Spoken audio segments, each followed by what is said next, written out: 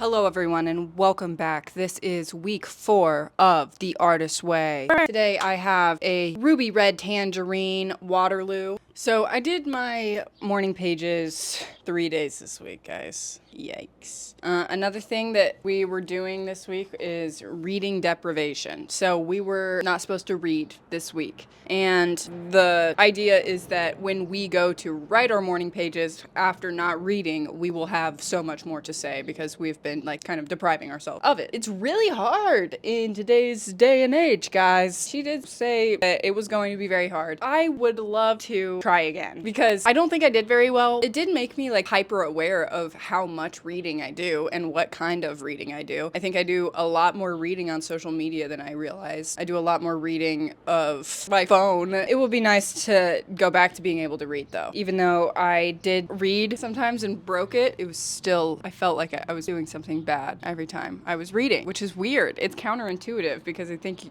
we're all brought up to be like, reading is good for you. It's like eating your vegetables. I even had somebody loan me a book. You know how hard it is to not pick it up and start reading it? Anyway, so yeah, that was difficult. The social media was difficult. Basically what this week was about was your artist needs alone time and your artist needs time to recuperate. Otherwise you shut down and you dissociate and you take it out on people around you. I'm totally the person to not realize that I need a break until I'm about to crash out. So felt like I was being scolded a little bit this week. And then she also talks about growing up as kind of being this daunting thing for your artist.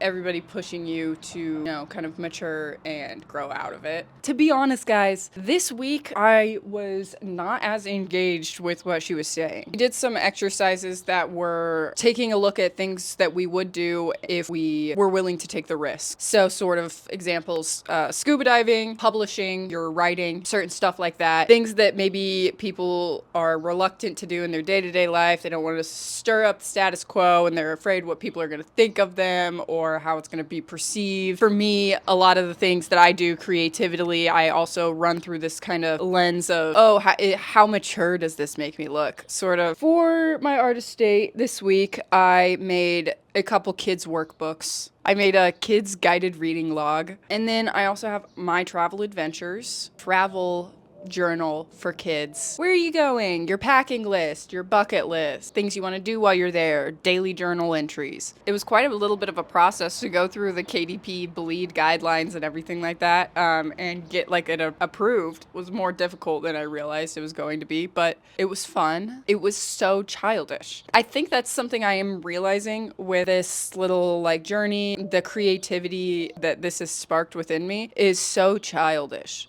In a good way. It's fueled my inner child a little bit. Sort of, I wish there was a Explore Antarctica, your own explorer sort of workbook. Yeah, so that got me thinking, I don't know, I know I'm in Arizona, but I might like to try and scuba dive. I was on set this week thinking about everything. I had a lot to do this week. Did not want to take time to do my morning pages. I woke up overwhelmed. Feel like I'm kind of going through the motions a little bit and waiting to just see how this thing pans out. She did say at the page and a half point in your morning pages is kind of where you start to she calls it the truth point, where you start to stop complaining and start to get to the root of your problem or find something to talk about and write about that's interesting to you instead of just complaining. I do think that's funny because I actually noticed that probably 2 weeks ago, that at about a page and a half is where I'm either I found something or I'm trying to come up with something. It's interesting. It takes about a page and a half to get out everything that we've got just